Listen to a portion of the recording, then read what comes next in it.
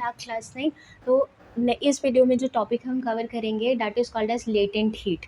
Fine, now what is the difference between heat and latent heat. Normally क्या होता है कि आप जब किसी भी स्टेट को या जब किसी भी पर्टिकुलर मैटर को हीट प्रोवाइड करते हैं तो उसका टेम्परेचर बढ़ जाता है। मतलब अगर मैं किसी चीज़ को गर्म करूँ, लिक्विड को गर्म करूँ, तो उसका टेम्परेचर इंक्रीज़ होगा। लेकिन वो हीट जो आप प्रोवाइड कर रहे हैं specifically to change the state of matter, समझने की कोशिश करना। जब हम नॉर्मली किसी सब्सटेंस को या मैटर को हीट प्रोवाइड करते हैं तो उसका टेम्परेचर इंक्रीज़ होता है, जो कि आपको थर्मोमीटर से पता चल जाता है। फाइन, कोई चीज़ गर्म होती है उसका टेम्परेचर बढ़ता है, वो थर्मोमीटर पे आपको दिखाई दे जाता है।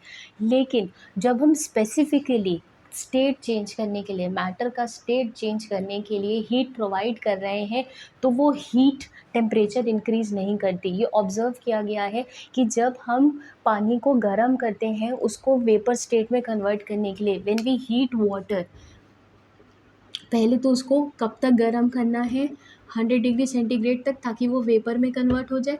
जब वो वेपर में कन्वर्ट होने लगेगा, the moment it starts getting converted into vapour, जो इंक्रीज इन टेम्परेचर होता है वो रुक जाता है। आप थर्मामीटर लगाए रहिए, आपको टेम्परेचर 100 डिग्री सेंटीग्रेड पे ही मिलेगा। It will not rise and the liquid will start getting converted into vapour. आपको दिखेगा कि लिक्विड वेपर में कन्वर्ट हो रहा है, लेकिन ये टेम्परेचर नहीं बढ़ रहा है। ये इनिशियली बढ़ेगा, पानी जब धीरे धीरे बॉईल हो रहा होगा तो उसका टेम्परेचर बढ़ेगा, लेकिन जैसे वो 100 डिग्री सेंटीग्रेड पे पहुंचेगा और वेपर स्टेट में कन्वर्ट होना शुरू होगा, वो टेम्परेचर कांस्टेंट हो जाता है। ऐसा क्यों होता है? क्योंकि जब हम कोई भी चीज़ गर्म करते हैं तो उसका टेम्परेचर हमें कैसे पता चलता है वो गर्म हुई है? सबसे पहली चीज़ होती है सेंस से, टच करके आप पता करते हैं कि वो गर्म है। दूसरा, अगर बहुत एक्यूरेट कैलकुलेशंस चाहिए, बहुत एक्यूरेट मेजरमेंट्स चाहिए, तो आप थर्मोमीटर डालते हैं।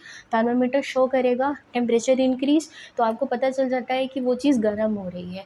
लेकिन जब टेम्परेचर इंक्रीज़ ही नहीं हो रहा, तो जो हीट प्रोवाइड करी वो गई कहाँ? अगर हीट प्रोवाइड कर रहे हैं आप कॉन्स्टेंटली, 100 डिग्री सेंटीग्रेड के बाद गैस बंद नहीं कर रहे हैं और पानी गर्म होता जा रहा है और थर्मामीटर 100 डिग्री के ऊपर नहीं बढ़ रहा, तो जो हीट थी वो कहाँ जा रही है? Where is that heat going? So this heat, which is specifically provided to change the state of matter, is called as latent heat. Latent एक लैटिन वर्ड है जिसका मतलब होता है हिडन। ये हिडन हीट है, ये है मैटर के अंदर ही, लेकिन ये थर्मामीटर पे नहीं दिखाई देगी। और क्यों नहीं दिखाई देगी? अगर कोई चीज़ गर्म हो रही है तो टेम्परेचर इंक्रीज़ होना चाहिए, लेकिन हो क्या रहा है कि जब पानी 100 डिग्री सेंटीग्रेड पे गर्म हो गया और वो वेपर स्टेट में वेपर स्टेट में कन्वर्ट होना शुरू हुआ, तो क्या होगा? वेपर स्टेट में तभी कन्वर्ट होगा जब intermolecular force of attraction break होगा। मतलब समझ में आया? ये लिक्विड्स हैं, लिक्विड के मॉलिक्यूल्स हैं, इनके बीच में इंटरमॉलिक्यूलर फोर्स ऑफ अट्रैक्शन होगा। ये वेपर स्टेट में कब कन्वर्ट होंगे? जब ये intermolecular force of attraction weak होना शुरू होगा, तभी तो ये गैस फेज में कन्वर्ट होंगे, वेपर स्टेट में कन्वर्ट होंगे। तो जो हीट 100 डिग्री सेंटीग्रेड के ऊपर प्रोवाइड की जा रही है या किसी मैटर में जा रही है, वो मैटर किस तरह यूज़ कर रहा है? How is it using? It is using that form of heat, it is using that heat to break these intermolecular forces of attraction. समझ में आई ये चीज़? वो अपने को गर्म करने के लिए उस हीट को नहीं यूज़ कर रहा, इसीलिए वो टेम्परेचर इंक्रीज़ नहीं दिखा रहा। जो हीट वो ले रहा है वो किस लिए ले रहा है? ताकि जो इंटरमॉलिक्यूलर फोर्सेस ऑफ अट्रैक्शन है उनको उनको ओवरकम कर सके। अगर वो इंटरमॉलिक्यूलर फोर्सेस ऑफ अट्रैक्शन, जो स्ट्रॉन्ग फोर्सेस हैं, उनको ओवरकम नहीं करेगा, उनको ब्रेक नहीं करेगा, तो स्टेट चेंज नहीं होगा, लिक्विड लिक्विड स्टेट में ही रहेगा। लेकिन स्टेट चेंज हो रहा है, ये प्रूफ है कि intermolecular forces of attraction overcome की जा रही हैं, स्पेसेस बढ़ रही हैं, इसीलिए लिक्विड किस में कन्वर्ट हो रहा है? वेपर फॉर्म में। So that is why this heat which is provided above 100 degree centigrade, it is called as latent heat because it is hidden in between these particles, and they are using it not to increase their temperature, they are using it to change their physical state from one form to another. Fine, तो क्या होगी latent heat? वो heat जो कोई भी matter का state इसलिए use कर रहा है ताकि वो अपनी फ़िज़िकल स्टेट चेंज कर सके, सॉलिड से लिक्विड में कन्वर्ट हो सके, लिक्विड से वेपर में कन्वर्ट हो सके, उस हीट को हम बोलते हैं लेटेंट और हिडन हीट। और वो हीट बेसिकली वो मैटर का स्टेट क्यों यूज़ कर रहा है, ताकि जो इंटरमोलिकुलर फोर्सेस ऑफ अट्रैक्शन है उनको ओवरकम किया जा सके। ये इंटरमोलिकुलर फोर्सेस ऑफ अट्रैक्शन इतनी स्ट्रॉन्ग होती हैं कि आप इमेजिन कर सकते हैं कि सॉलिड कितना रिजिड होता है। वो रिजिड ही इसीलिए है क्योंकि उसके बीच में इंटरमोलिकुलर फोर्सेस ऑफ अट्रैक्शन बहुत बहुत बहुत ज़्यादा है। और जितनी कम होती जा रही हैं उतना स्टेट ऑफ मैटर जो है वो फ्रीली फ्लो करता जा रहा है। लिक्विड में कम है तो वो सॉलिड के कंपैरिजन में ज़्यादा फ्लो करता है, और गैसेस में बिल्कुल ही कम है तो वो और ईजिली फ्लो करती है। फाइन। तो जितना कम इंटरमोलिकुलर फोर्स ऑफ अट्रैक्शन होगा उतना आसानी से फ्लूइडिटी बढ़ जाएगी, स्टेट चेंज हो पाएगा। इसीलिए जितने भी स्टेट्स हैं वो उस एक्स्ट्रा हीट को अब्जॉर्ब कर लेते हैं और इंटरमोलिकुलर फोर्स ऑफ अट्रैक्शन को ओवरकम करते हैं, उसको वीक कर देते हैं और फ्लूइड हो जाते हैं, स्टेट चेंज कर लेते हैं। फाइन। अब क्योंकि दो स्टेट्स ऑफ कन्वर्जन, टेम्परेचर जब इंक्रीज करिए तो दो ही स्टेट्स ऑफ कन्वर्जन है, सॉलिड इनटू लिक्विड। इसको क्या बोलते हैं, this state is called as fusion. और दूसरा स्टेट क्या है, conversion of liquid into solid, liquid into gas. और इस फेज को हम क्या बोलते हैं, this is called as vaporisation. यही दोनों स्टेट्स हैं। ठीक है। अब क्योंकि आप ऑब्जर्व कर सकते हैं कि इन दोनों फिनोमिनन्स में, ये जो वेपराइजेशन का प्रोसेस हो रहा है, फ्यूजन का प्रोसेस हो रहा है, इन दोनों ही चीज़ में, इन दोनों फिनोमिनन में स्टेट ऑफ मैटर चेंज हो रहा है। Solid is getting converted into liquid and liquid is getting converted into gas, and wherever change of state of matter is occurring, यानी जहाँ पे भी इंटर कन्वर्जन हो रहा होगा स्टेट्स ऑफ मैटर का, वहाँ पे लेटेंट हीट का फिनोमिनन होगा, वहाँ पे आपको लेटेंट हीट का प्रोसेस दिखाई देगा।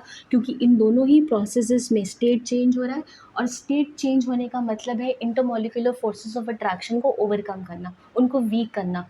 उनको वीक करने के लिए एक्स्ट्रा एनर्जी चाहिए, एक्स्ट्रा हीट चाहिए। वो एक्स्ट्रा हीट कहाँ से मिलेगी, आप जब टेम्परेचर इंक्रीज़ करेंगे। लेकिन क्योंकि वो हीट एनर्जी अब्जॉर्ब हो जा रही है, वो पार्टिकल्स अपने ही अंदर उसको अब्जॉर्ब कर ले रहे हैं ताकि वो इंटरमोलिकुलर फोर्स ऑफ अट्रैक्शन को कमज़ोर कर सके, उसे वीक कर सके। इसीलिए वो इनकॉन्स्पिक्यूअस होती है, वो हिडन होती है। इसीलिए ऐसी हीट को हम क्या बोलते हैं, लेटेंट हीट। अब because two processes are occurring, two phenomenons are occurring in interconversion, तो इसीलिए दो लेटेंट हीट होती हैं। एक होती है लेटेंट हीट ऑफ वेपराइजेशन, एक होती है लेटेंट हीट ऑफ फ्यूजन। ठीक है। लेटेंट हीट ऑफ फ्यूजन आपको कहाँ पे मिलेगी, जहाँ पे सॉलिड स्टेट लिक्विड में कन्वर्ट हो रहा होगा। और लेटेंट हीट ऑफ वेपराइजेशन कहाँ पे मिलेगी,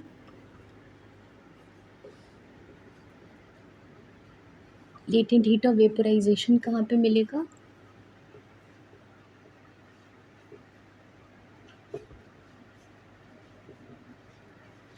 जहाँ पे लिक्विड गैस में कन्वर्ट हो रहा होगा। अब इसका एग्जांपल मैं आपको देती हूँ। आपने देखा होगा कि जब आप बर्फ़ हाथ पे रखते हैं, keep a solid ice on your hand, you can not hold और you can not keep that solid piece of ice over your hand for more than 5 और 10 सेकेंड्स। ऐसा लगता है हाथ जल रहा है, हाथ जलने लगता है। आप बहुत देर तक बर्फ़ को अपने हाथ पे नहीं रख सकते। वो क्यों हो रहा है, क्योंकि सॉलिड लिक्विड में कन्वर्ट हो रहा है। आपने उसको हाथ पे रखा, आपके हाथ की हीट है, योर पाम हैज़ हीट। आपके पाम में जो आपने हथेली पे रखा है उसकी गर्मी है, कुछ अंदर गर्मी होती है, वो हीट अब्जॉर्ब कर रहा है सॉलिड। जो सॉलिड आइस है वो उस हीट को अब्जॉर्ब कर रहा है, किस में कन्वर्ट होने के लिए, लिक्विड में। और वो इस हीट को अब्जॉर्ब करने की वजह से जो आपका हाथ है वो बहुत ज़्यादा ठंडा हो जाता है। वो जितनी भी गर्मी थी आपकी हथेली की, आपकी पाम की, वो पूरी की पूरी खींच लेता है कौन, solid, in the form of what, latent heat of fusion. ठीक है। तो इसीलिए आइस जो है जब मेल्ट होती है तो वो अब्जॉर्ब करती है heat from the surrounding atmosphere. Absorb करके हीट वो लिक्विड में कन्वर्ट होती है, और इसीलिए आपको बहुत ज़्यादा ठंडा लगता है, इतना ठंडा लगता है कि आप बहुत देर तक आइस को होल्ड ही नहीं कर पाते। फाइन। सेम चीज़ होती है स्टीम में। कभी रोटी जो फूली होती है ना, उसको पिचका के देखना, जो स्टीम निकलती है या जहाँ पे भी स्टीम होगी, वेपर होगा, गर्म पानी के कंपैरिजन में, बॉइलिंग वाटर के कंपैरिजन में स्टीम से जलने की टेंडेंसी, स्टीम से जलने की जो प्रोबेबिलिटी होती है वो बहुत ज़्यादा होती है। गर्म पानी से आदमी उतना नहीं जलता है जितना स्टीम से जलता है, भाप से। वो इसीलिए होता है क्योंकि भाप बना कब है, when is that vapor formed, when is that vapor being formed, when it is absorbing extra heat energy। उसके अंदर बहुत ज़्यादा हीट एनर्जी है, एक्स्ट्रा हीट है जो डिसिपेट नहीं हुई है, जो एटमॉस्फेयर में रिलीज़ नहीं हुई है, उन्हीं पार्टिकल्स के अंदर अब्जॉर्ब हो गई है। तो ऑब्वियस है कि जब वो आपकी स्किन के कांटेक्ट में आएगा, when that vapour will come in contact with your skin, तो वो कंडेंस होगा, वो ठंडा होगा क्योंकि आपकी स्किन कंपैरेटिवली ठंडी है, ठीक है, जो आउटर सरफेस है वो ठंडी है।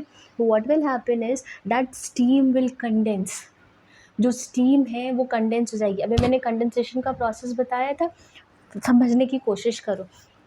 पानी गर्म हुआ स्टीम में कन्वर्ट होने के लिए, स्टीम के पार्टिकल्स ने एक्स्ट्रा हीट एनर्जी अब्जॉर्ब करी, तभी वो लिक्विड से स्टीम में कन्वर्ट हुए। अब जब वो स्टीम, वो भाप आपकी स्किन की ठंडी सरफेस के कांटेक्ट में आ रही है, तो what is happening is that your skin is cold, आपकी स्किन ठंडी है, वो कंडेंस होएगी। जो स्टीम था वो आपके स्किन की कांटेक्ट में आने की वजह से, स्किन ठंडी होने की वजह से वो कंडेंस होगा, और कंडेंस होने की वजह से वो क्या करेगा, जो उसने एक्स्ट्रा हीट अब्जॉर्ब करी थी, जो जो स्टीम के पार्टिकल्स ने एक्स्ट्रा हीट अब्जॉर्ब करी थी in the form of what, latent heat of vaporisation, वो सारी की सारी आपकी स्किन पे रिलीज़ कर देगा। फाइन। और स्किन पे रिलीज़ करते ही आपकी स्किन जल जाएगी। इसीलिए गर्म पानी के कंपैरिजन में भाप ज़्यादा जलाती है, क्योंकि स्टीम के पार्टिकल्स के पास एक्स्ट्रा हीट होती है in the form of latent heat of vaporisation. और ठंडे पानी से ज़्यादा आपको बर्फ़ ठंडी लगती है, आप बहुत देर तक बर्फ़ हाथ पे नहीं रख सकते because of latent heat of fusion. हो क्या रहा है, जो बर्फ़ है उसने एक्स्ट्रा हीट अब्जॉर्ब करी है, किस में कन्वर्ट होने के लिए, लिक्विड में। अगेन द सेम फिनोमिनन, वो आपके स्किन के कांटेक्ट में आएगी, हीट रिलीज़ करेगी लिक्विड में कन्वर्ट होने के लिए, और वो इतना ज़्यादा आपको ठंडा लगता है, इतना ज़्यादा ठंडा कि आप बहुत देर तक आइस को होल्ड नहीं कर सकते। Fine. So these phenomenons occur because of latent heat of fusion and latent heat of vaporisation. इसीलिए बोलते हैं कि भाप से जलने, गर्म पानी से जल के आप फिर भी एक बार को उसको रिकवर कर सकते हैं, लेकिन स्टीम से अगर जल गए तो बहुत बुरी तरह जल जाते हैं। क्यों? क्योंकि स्टीम के पार्टिकल्स के बाद एक्स्ट्रा हीट है, और वो एक्स्ट्रा हीट रिलीज़ कर देंगे अगर वो आपके स्किन के कॉन्टैक्ट में आ जाएंगे। क्यों? क्योंकि वो कंडेंस हो रहे हैं, और कंडेंस जैसे ही होंगे वो एक्स्ट्रा हीट छोड़ देंगे, और वो जो एक्स्ट्रा हीट है वो डायरेक्टली आपकी स्किन के ऊपर आ जाएगी। इसीलिए भाप से लोग ज़्यादा जलते हैं। Fine. So these two phenomenons they are called as latent heat of fusion and latent heat of vaporisation. I hope कि आपको लेटेंट हीट क्लियर हो गया होगा, इसमें कोई कन्फ्यूजन मत रखना। बस इतना समझना कि जब हम किसी चीज़ को गर्म करते हैं तो उसमें टेम्परेचर इंक्रीज़ होता हुआ दिखाई देता है, लेकिन अगर टेम्परेचर इंक्रीज़ नहीं हो रहा है और हीट रेगुलरली प्रोवाइड हो रही है, तो इसका मतलब है कि वो हीट किस प्रोसेस के लिए यूज़ करी जा रही है, to convert the physical state of matter. The solid is either getting converted into liquid or a liquid is getting converted into gaseous form। अगर ये phenomenon हो रहे हैं तो हीट जो एब्जॉर्ब हो रही है वो कभी भी टेम्परेचर इंक्रीज नहीं करेगी, क्योंकि वो पार्टिकल्स अब्जॉर्ब कर ले रहे हैं। To do what? To overcome intermolecular forces of attraction. Fine. तो इसीलिए उसको हिडन हीट या लेटेंट हीट बोलते हैं, क्योंकि वो टेम्परेचर इंक्रीज शो नहीं करती, and it is used by particles to overcome the intermolecular forces, to change the state, basically physical state of matter. Fine. Okay, now with this I end with this topic latent heat for you class 9th। कहीं पे कोई confusion है, अभी तक जितने भी topics मैंने cover किए हैं तो प्लीज़ एक बार comment section में mention कर दीजिएगा।